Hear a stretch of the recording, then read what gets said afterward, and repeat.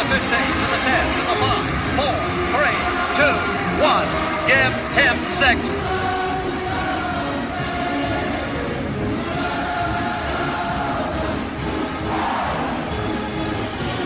Hello and welcome to the Give Him 6 podcast, the podcast where we talk about Tennessee and American sports.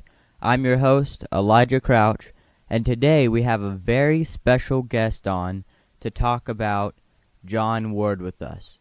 We're doing this episode because John Ward, the legendary Vols broadcaster, the voice of the Vols, has recently passed away, and we want to honor him with this podcast, which is named after one of his famous calls.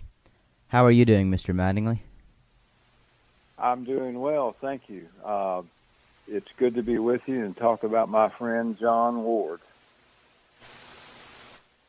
Well, it's a great pleasure to have you back on, and I know that you were a friend of John Ward's, and I'm so glad to have you on because you're just so knowledgeable about him. He was truly one of a kind, and I cherish every moment I got to spend with him, whether it was in the Vol Network radio booth or anywhere else on campus. It was definitely part of my bucket list to get to know him and to be an associate. Well, you definitely hit that nail on the head. You got to know him, didn't you? Yes, I did. Over the years, I listened to John on the Vol Network on basketball and in football. Got to hear him do a lot of other sports. I think he did baseball at one time, and got to know him during my time at the athletic department at UT, and it was a real pleasure. Well, since you've known him since you were young, what were some of the great moments that you remember with him? Gosh, there were so many great moments in basketball with Ward, John Ward, and Ray Mears, and so many great moments in football with John Ward and Doug Dickey. It's hard to come down with two or three, but let's try March of 1967 when Tennessee was playing Mississippi State at Starkville, Mississippi. The SEC championship on the line. If the Vols won that night, they would win the SEC. Had they lost, they would have been a three-way tie for first place, and there would have been a playoff. So John Ward had the call from the old gym in Starkville, and Ron Whitby had 35 points that night for Tennessee and went basket for basket with a guy named David Williams from State. And Ward's broadcast was never better that night. The game went 3 overtimes, and Tennessee finally won on 2 free throws by Bill Justice late third overtime. They won 78-76, won the SEC title, and the memory is still fresh of Ward ending the game by saying, Tennessee wins 78-76 in 3 overtimes, wrap it up, tie it in orange, and send it to Bill Justice, care of Gibbs Hall, Knoxville, Tennessee. And that memorable line has stayed with me since 1967. I guess that's 51 years. And it was typical of many of the great lines of Ward doing basketball. One night at Kentucky when Bernard King was superb, Ward said, "We don't editorialize much, but this young man can play this game." And giving Ward a player like Bernard King or a player like Ernie Grunfeld or a player like Johnson and Jimmy England, Mike Edwards, Ron Whitby, giving Ward the chance to watch those kind of players play was like maybe giving Picasso a paintbrush. It was the perfect time, the perfect call, the perfect way for Ward to call a basketball game. Ward could follow the ball in basketball better than anyone can remember, and he could tell you who had the ball, but what was going on the court with the people who didn't have the ball. So those are some great memories of basketball. There's great memories in football. When Tennessee came back to tie Georgia in Ward's first game in 1968, when Tennessee beat Alabama in 1969 at Legion Field, when Tennessee won the next year in Bill Battle's first game against Bear Bryant. There's a whole bunch of games like that. The 1986 Sugar Bowl, where Ward was able to capture the excitement that was in the Superdome that night, even though the people listening to the game couldn't see it unless they were watching the game on TV and had Ward's broadcast piped into their living room. Ward just did a great job of creating ambiance of the game and letting people know exactly what was going on the court or the field. And that Sugar Bowl game probably typified his excitement about the game, his ability to set the stage. And that was, you talk to most every Tennessee fan, and that's one of the games they remember. Of course, the national championship game was the same way. You don't know how many people turned down the sound on their TV and listened to Ward's broadcast of a game that may have been a millisecond behind. Ward's broadcast may have been a millisecond behind the TV broadcast, but it still was exciting, and people had to hear what John had to say.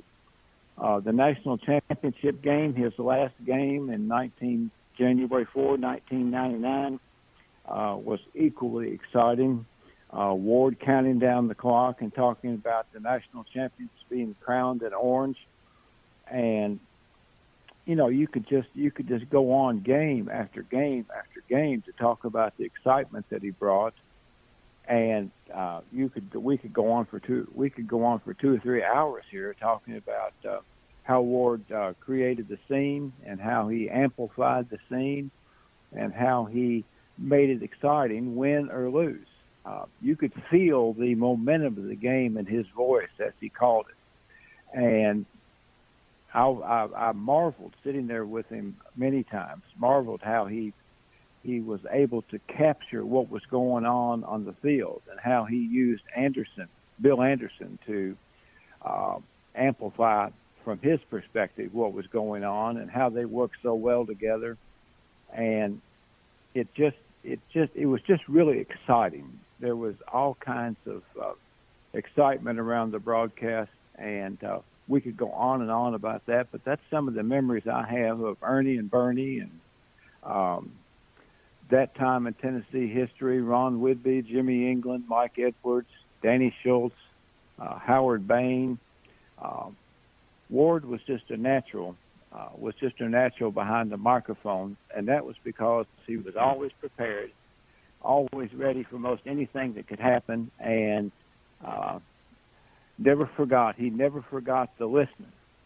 He always talked about what information, what the listener wanted to know about the game, and people would recreate moments to him and talk about how much they enjoyed the way he broadcast the game. There were people who went to football or basketball games with their headsets on, listening to the game that they paid to see just to hear what Ward had to say. Wow. I've heard stories of people going to the game with their headset on, and I was listening to Tony Basilio the other day, and I was listening to the Tony Basilio show. He wasn't on, but whoever was filling in for him, I'm blanking on his name right now, but he was talking about how he would always go to the games with his headset on, and even though he was there at the game experiencing it live, he still wanted to hear what John Ward had to say because he was just that good at his broadcasting. Well, there's no doubt he was exceptional, and there's no doubt he captured the excitement of the game. It was interesting in the radio booth at Neyland Stadium. It was the window. There was no window, and it was right over the top of the west upper deck, and people would turn around to listen to what he had to say between plays or at halftime or between quarters. And it was like there was a connection between Ward and those people. And there was a connection between Ward and the 100,000 people in the stadium, and no telling how many listened. No telling how many people listened over the Raw network or over whatever network might be carrying the game. That he was as beloved a figure in Tennessee athletic history as there was. People, it was a reverential attitude toward him. He and Bill Anderson in football and he in basketball were treated like kings, and people respected what they did. They enjoyed what they did, and it was just exciting. It was just exciting to watch. I was always amazed about how when a big play happened, when somebody made a big basket or somebody made a big touchdown, or Peyton Manning one year caught a touchdown pass at Arkansas on the halfback option. Ward had it cold. Ward was ready, and I don't think he was ever quite surprised that anything that happened on the field, because he had prepared for the moment. I will tell you this: Ward had a kind of a devilish streak to him, where he would do things that people didn't expect just because he wanted to. We were in the press box at Kentucky one year, and Ward was very finicky about his calls. You got the impression that no one else could say. Ward was setting the stage for the team to run onto the field and the game to begin, and he always said, wherever you listen, wherever you are, it's football time in Tennessee. That's the way he always did that. But at Kentucky that day, for some reason, he set the stage, and finally he looked at Bill Anderson and said, "Bill, what time is it?" And Anderson kind of stumbled around and didn't know exactly how to respond, and Ward said, "Bill, what time is it?" And Anderson finally caught on and said, "It's football time in Tennessee." I didn't know I was allowed to say that. And Ward got a big kick out of that, and I guess the audience did too. But that's the kind of thing he would do, maybe to break the tension a little bit, maybe to get the broadcast started in the right direction. No one knows why he did that. It was just interesting that he decided to do that on that day. And Ward had this ability to create the scene that we've talked about, to put perspective onto the game. He had Anderson who knew a heck of a lot about football, and Ward knew a lot about play-by-play, and they were able to keep people enthralled with the progress of the game. That's why many people turned down the sound on the TV to listen to Ward's call on the radio. They just loved John, and they loved Bill, and they loved the way John did basketball. And it was a happening. I think I said before that Ward and the coaches really got lucky, because Ward was in his 30s, Mears was in his 30s, Dickey was in his 30s. They were all young and ambitious, and they tried a lot of stuff that nobody had ever tried before. Used to be the color man on a broadcast was a professional announcer. And Bill Anderson was certainly not a professional announcer. He was a former player who had played in Super Bowl I, and he was just who he was. He just called what he saw on the field, and Ward used that as one of Bill's strengths. The fact he wasn't a professional announcer, but he knew exactly what was happening on the field, and Ward was able to amplify that in his broadcast. So Ward was a genius. I think I said that before, that Ward was literally a genius when it came to communication and to broadcasting, and that came through whether it was football or basketball or whatever other sport he covered. He remembered the days of Lindsey Nelson, who had broadcast Tennessee games in the early 40s and the early 50s. He had called enough sports that he knew exactly what would work and what didn't work. It's interesting that he called his own fraternity games when his fraternities were playing basketball. When UT fraternities were playing against each other, he would be at alumni gym and he would call the game into a tape recorder, and then they'd go back to the fraternity house and listen to it again, have a great time with it. Ward was the center of attention because even back in the middle 50s when he was doing that, he still had that ability to communicate what was happening on the field. Just a genius, just a genius in the Vol Network booth, and we all sat in awe while we watched him. We did not, those of us who worked on the broadcast over the years, Bob Kessling, several of us, me, the producers, we all never wanted to disappoint John, and in the main, I think we did. But he just had a great positive influence on all of us.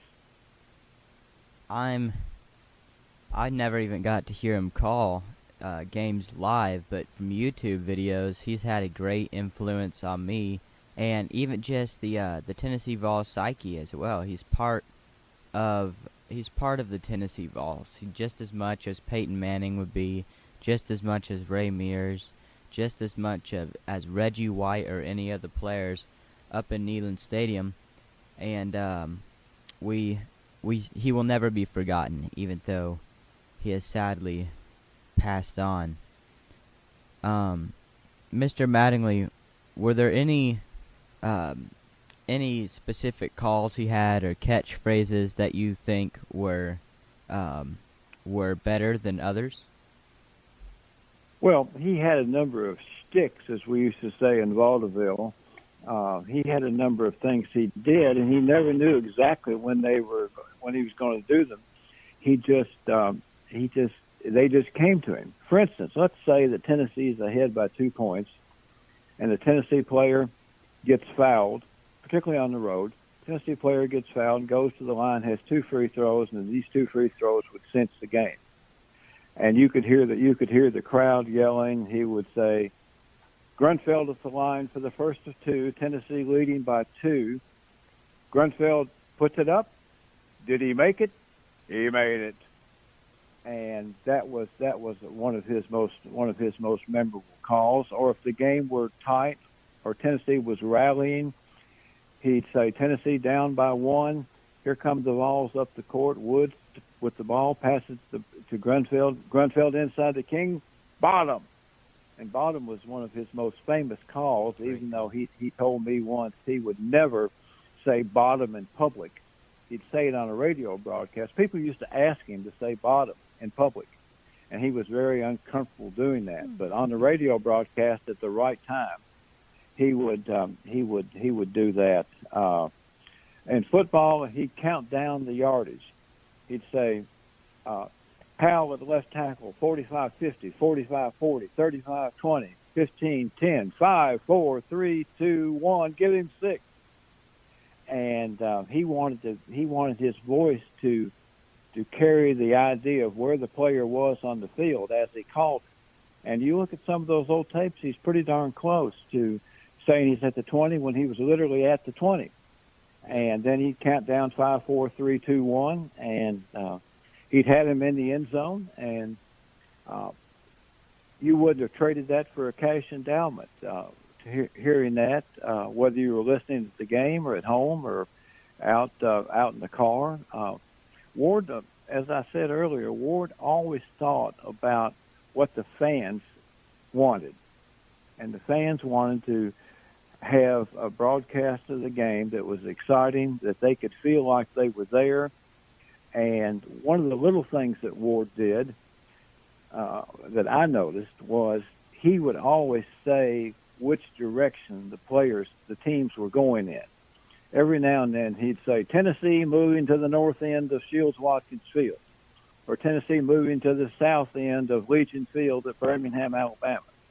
So the people who are familiar with those stadiums could have an idea of what the game looked like in front of Ward. If you know that Tennessee is heading toward the north end and you've been to one or more games at Shields Watkins Field, it looked different than if Tennessee was going to the south end. And Ward always thought about the listener that way, and never failed to do everything he could to make the listener feel like he was part of the broadcast. Well, those are all some really special moments and special things about John Ward, and just all the sorts of different things he did. And that's something, what you were saying about him thinking about what the fans would want to hear and how the fans would see it at the game. That's something that you really don't hear people describing whenever they're describing how they call a game. You don't really hear that a whole bunch. A lot of it's just, well, I call it how I see it. But I love how he thought about the fans, and he put the fans first, which made him really attractive as a broadcaster on the Vol Network. He loved the fans. When he did his last regular season broadcast at Nashville in 1998, they had a deal in Centennial Park across the street from Vanderbilt Stadium. And there were so many people there at that kickoff call-in show. There may have been 20,000 people there, which is a lot of people for the kickoff call-in show. Ward broke down, seeing the crowd there cheering him and Anderson on. They made a remark on one of the tapes that the normally composed Ward broke down, looking out and seeing that many people at a kickoff call-in show cheering him on, calling his and Bill Anderson's name, that Ward he was overcome with emotion, which is something that normally didn't happen. But he loved the fans. He loved having the fans right next to him at the broadcast location at Neyland Stadium. He was all about the fans, and because without the fans, what kind of game do you have? If you don't have anybody cheering at the game, what kind of game is it? And he did such a great job of setting the stage just before the team ran in from the tunnel onto the field. He did such a great job talking about the Pride of the Southland band getting ready to form the giant key and balloons floating over Neyland Stadium and all this kind of stuff, where he was literally describing everything that happened right at that moment in time.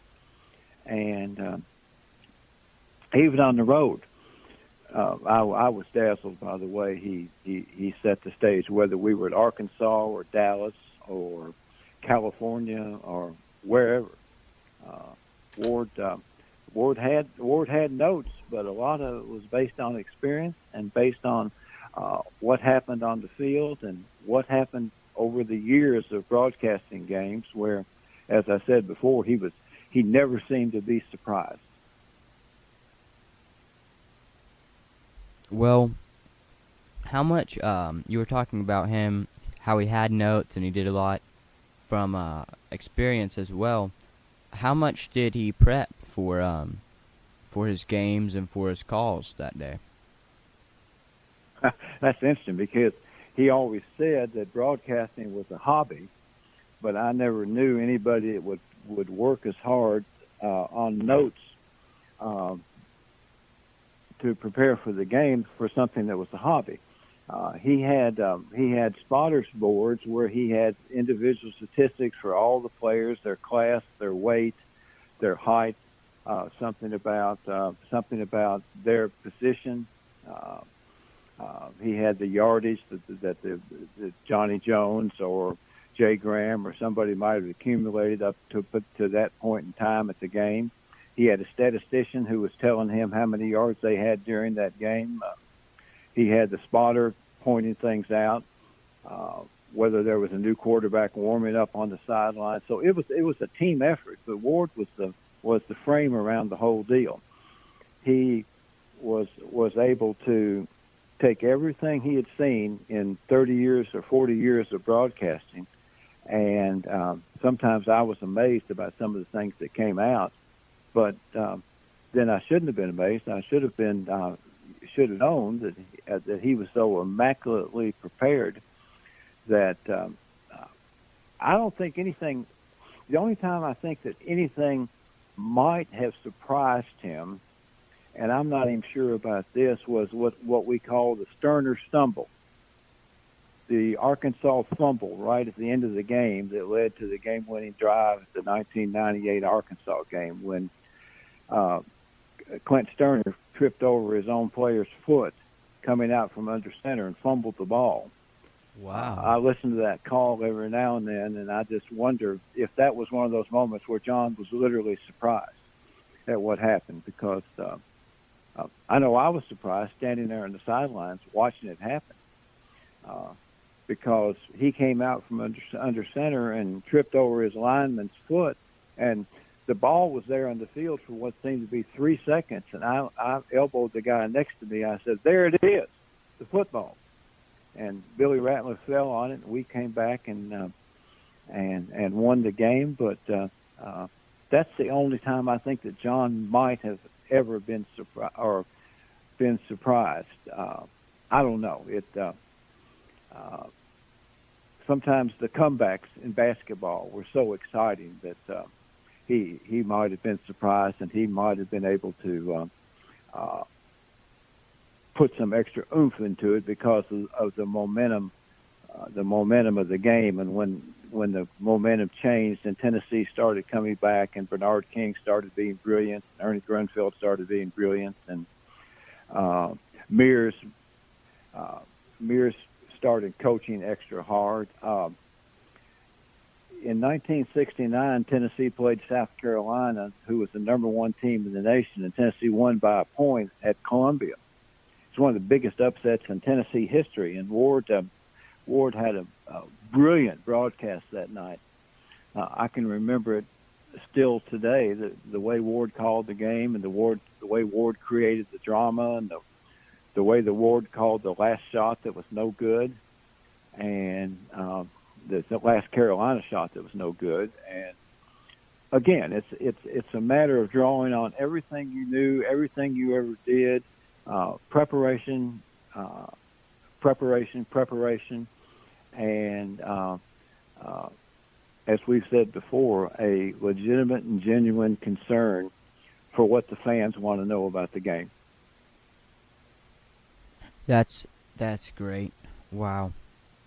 I think my favorite call that he did was the one, oh man, what year was it? It was in the 90s. So later in his broadcasting career. But it was the night where the fans snapped the goalpost in Tennessee. And that was the Florida game of '98, yes, I believe.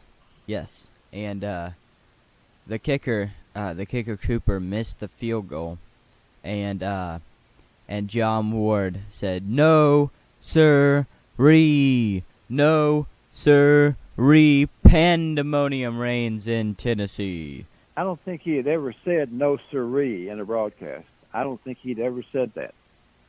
I haven't checked it totally, but in checking my recollections of games, I don't think he ever said that until that night, and it fit perfectly.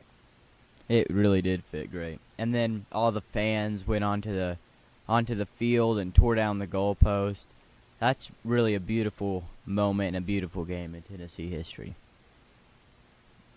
Well, you take the other thing about this is, and it reflects the fact that it's a team effort, and it didn't happen till maybe the '95 Alabama game. There was a fellow at UT named Barry Rice who was a videographer, and you take Ward's call of the game and add in Barry Rice's videography, and you've got some tapes that are just fantastic to watch. When you take the play-by-play, Ward's voice, you take the crowd noise, you take the orange and white on the video, you put some music behind it that Barry would do, and again, it's a team effort. It's the kind of thing that if you're watching a YouTube video, it is really something to watch and to behold, and that's part of the genius of the whole deal that developed. When Tennessee beat Alabama in 1995 for the first time in 9 years or 10 years, They played a song called, I forget who the singer was. They played a song called "At Last." That was done by a female singer, and it was perfectly suited to the feeling the Tennessee fan had finally beating Alabama, and those experiences. I will tell you this: that every now and then on the broadcast, Ward would get all the people together, the spotter, the statistician, the color guy, the engineer, the Vol Network representatives, and he would say, now we have to be professional. We can't get excited about what's going on in the game, and we have to be professional. We have to remember we have a job to do and all this kind of stuff. And, everybody said, okay, we can do that. So, as you remember, in the 95 Alabama game, Tennessee scored on the first play of the game after the kickoff, 80 yards, Manning to Kent, Joey Kent. You remember that? Have you seen the tape of that? I wasn't alive, but that I have seen that. I've seen that play. It's great. You've seen the tape of it. So what you don't know watching that tape is that Ward has just given us our marching orders, not to get excited, not to let the emotion of the game overwhelm us. But Manning throws, I will tell you this, Manning throws the pass to Joey Kent. I put my finger on Joey Kent's name on the spot board, and Joey Kent is out in the wide open spaces, and Ward's calling the game, and I can hear Ward's play-by-play in my headset, and I look up, and Joey Kent's in the end zone, and Ward's calling the game, and I find myself standing up with my finger on Joey Kent's name, and I said, "Oh Lord, I've already broken Ward's first rule not to get excited about the game." Until I looked to my left, and Ward was standing right beside me. And we kind of looked at each other and kind of shrugged our shoulders, and then we sat down and did the rest of the game, and everything was fine. That's but funny. Ward got a little excited, and I got a little excited. I didn't see what Bill Anderson was doing, but I said I probably shouldn't have stood up until I noticed that Ward was standing, and then I didn't worry about it. Wow. And that play, Peyton to Joey Kent, that was the first play of the game, which gave it even more enthusiasm. So I can see why you would want to stand up. Well, yeah, I didn't mean to. I just remember having my finger on Kent's name and watching him going down the field, and just instinctively, I stood up, and I guess Ward stood up at the same time, and I didn't know it because I was transfixed on Joey Kent. It was just you can't live those moments again, but you sure can relive them. Yeah. There'll never be another moment exactly like that, but you can relive it by the magic of videotape and the magic of sound recording. And I wasn't at the Sugar Bowl in '86, but I'm sure that was the same way when Jeff Powell broke that 60-yard run that broke the game open, or numerous other plays that Johnny Jones's run against Alabama in 1983 on an option play when the game was tied. And those were the kind of games Alabama always won, and Tennessee made the big play with 2 or 3 minutes left to go in the game. Johnny Jones' 66-yard run, and Tennessee won. You can't deny those experiences. Those experiences are memories for a lifetime, and I wouldn't trade it. I wouldn't trade seeing those and being part of those for anything. So, for our listeners who haven't listened to our previous interviews with Mr. Mattingly, could you tell our listeners, Mr. Mattingly, exactly what you did with John Ward up in the broadcasting booth? Because some of our listeners don't know. Well, I was the spotter. I had a board that had Tennessee's offense on it. I flipped it over and had Tennessee's defense on it. I had the other team aboard with the other team's offense and defense.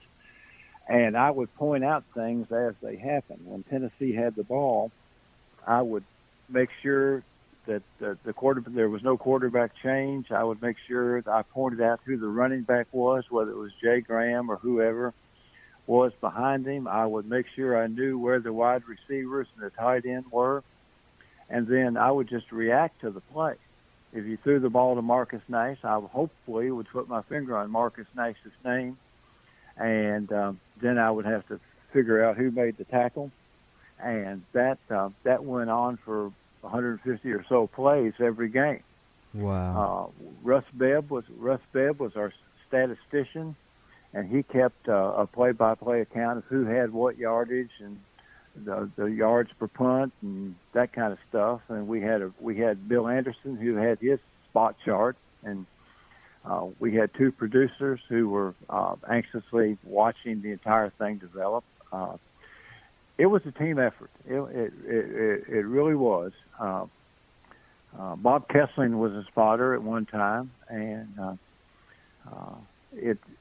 you learn about you see the game through a pair of binoculars, and you have to center yourself on the ball. Every now and then you get faked out. For instance, there was two times that Peyton Manning faked the dive, faked Jay Graham into the middle, and then ran the bootleg to the left for a touchdown. Once against Alabama, actually more than that, once against Alabama, once against Vanderbilt, once against Northwestern.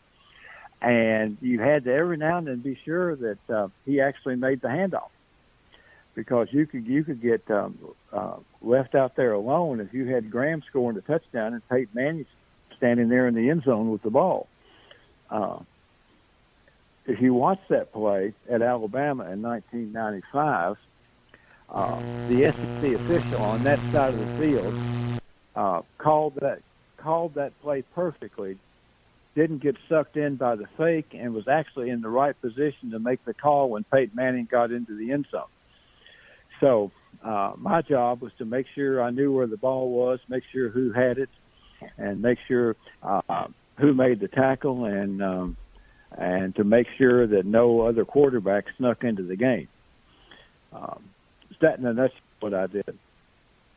So the next question is sort of a random question, but a lot of pictures and videos that I see of John Ward broadcasting games, he has a light blue towel around his neck. Was there a specific reason that he did that? I was hoping you were going to ask me that. I mentioned the Mississippi State game of 1967, basketball game, where we were at Starkville, Mississippi, in the old gym at Starkville, which is really nothing more than a Quonset hut. May have seated 5,000 or 6,000 people on bleachers, and probably was 50 years old at the time. And the broadcast location for John Ward and Lowell Blanchard was on top of a set of bleachers at side court behind the Tennessee bench. And it was the 6th of March, 1967, and it was cold in Starkville that night, and there was a hole in the wall behind where Ward sat. And the wind was blowing in very strongly, and Ward felt this cold breeze on the back of his neck, and he said to himself, "I don't think I can call the entire game with that cold breeze on the back of my neck." Mm-hmm. So his broadcast colleague went down to the Tennessee bench and found a towel and said, "I'm taking this up to Ward," and it just so happened to be an orange towel. And he brought it back to Ward, and Ward put it on, wrapped it around his neck. He managed to save his voice because he had warmth on the back of his neck, and Tennessee won. And being a superstitious type, Ward said, if I didn't have that towel on, Tennessee might not have won. And so every game thereafter, he had an orange towel on wrapped around his neck, and then orange towels began to miraculously disappear, particularly on the road.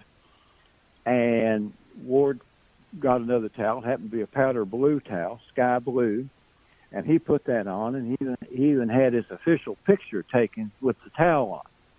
Yep. And that was a legend of the orange, later to be the blue towel, from Starkville, Mississippi, and it never stopped till after he called his last game. He took the blue towel off. That was that. That's one of those little known deals that are just so special, because there was a hole in the wall at Starkville, and the wind was blowing. Now, can you imagine being at a basketball game, trying to call the game with wind blowing from behind you onto your neck, and you're sitting there all chilled and cold trying to, he could have lost his voice. Oh, yeah, and then he wouldn't be able to broadcast again. That would have been awful. The towel must have had some magical properties, I guess Ward thought. And, he said, if we won with the towel, we're going to stay with the towel. And it was something special. Basketball trips were a heck of a lot of fun, because you left on Friday night, played a game on Saturday. You went to Starkville, Mississippi, and played on Saturday night. Took a bus to Oxford, Mississippi. You spent all day Sunday in Oxford, all day Monday in Oxford, played against Ole Miss, and then came home late Monday night. So you were gone Friday, Saturday, Sunday, and Monday. And so there are all kinds of stories about the tricks people played on each other on road trips. And it was just a fascinating time in Tennessee basketball. And Ward was right there at the center, right there at the center of it.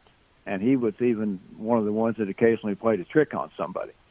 A.W. Davis was the best at that.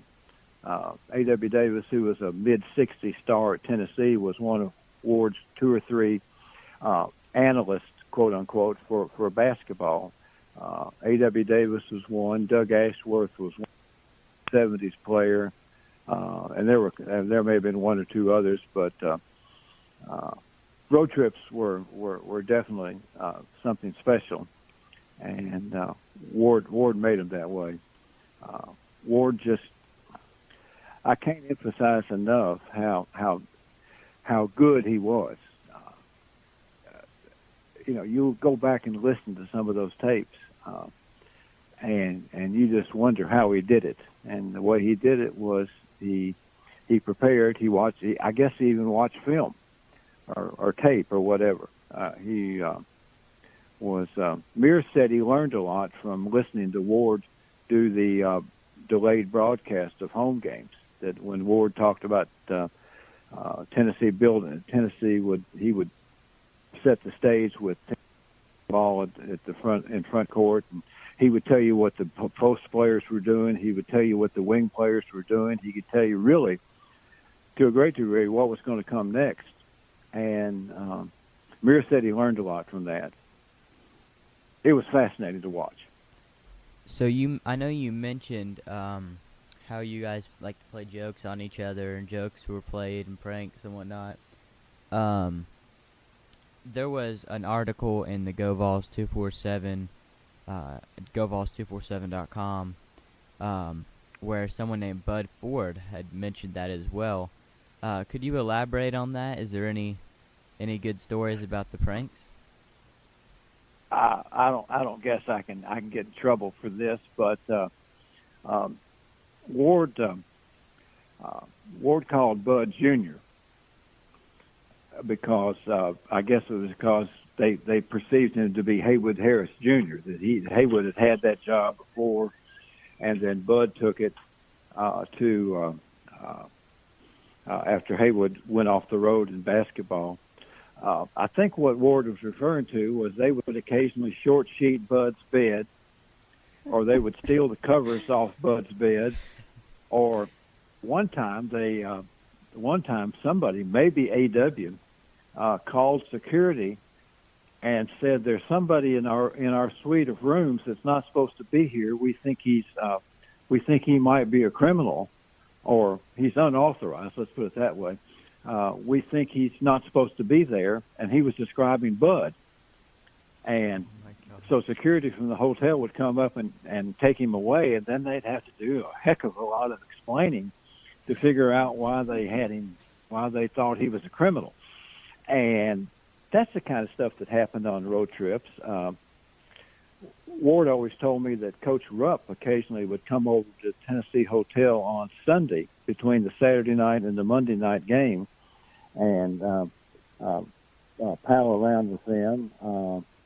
Marvin West told me one time at Kentucky, they found a Kentucky manager hiding under the bleachers at Memorial Coliseum, spying, in essence, on Tennessee.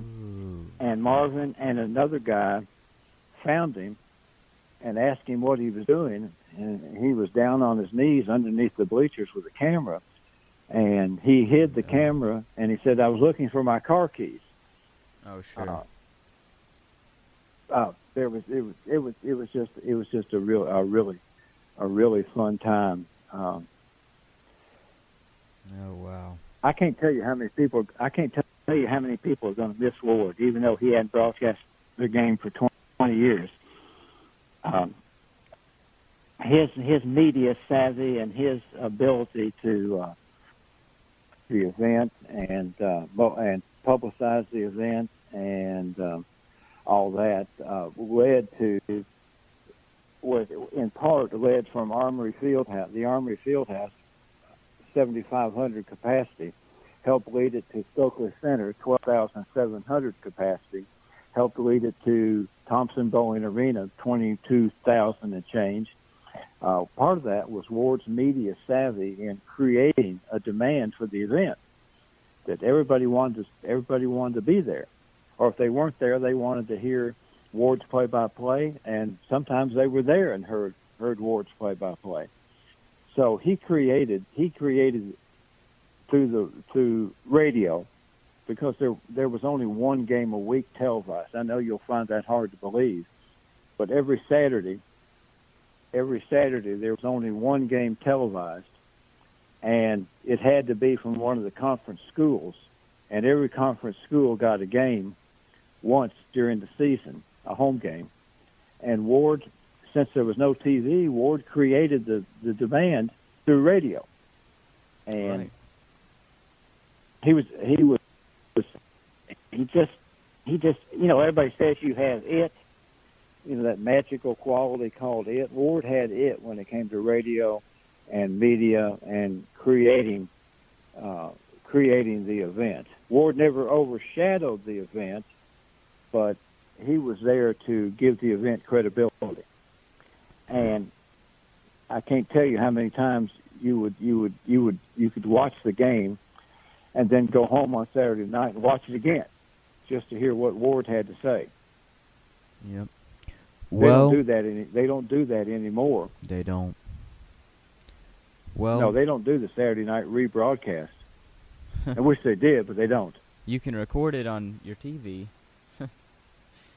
Oh yeah, I guess you could do that, but